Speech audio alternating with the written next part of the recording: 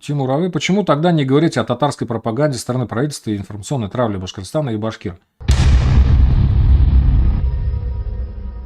Вот я как раз всегда об этом говорю.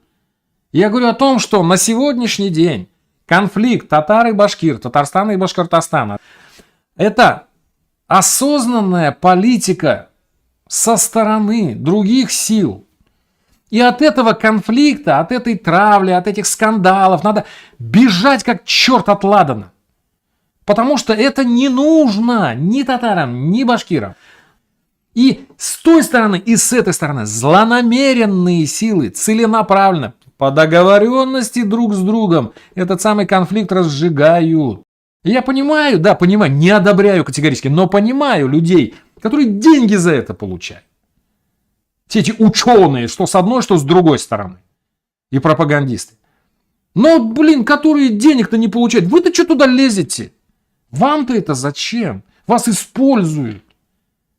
Но нельзя, не ведитесь, ни в коем случае не поддавайтесь на эти провокации. Пусть эти уроды грызутся друг с другом. Пусть они эти свои гранты, иудины, сребреники отрабатывают.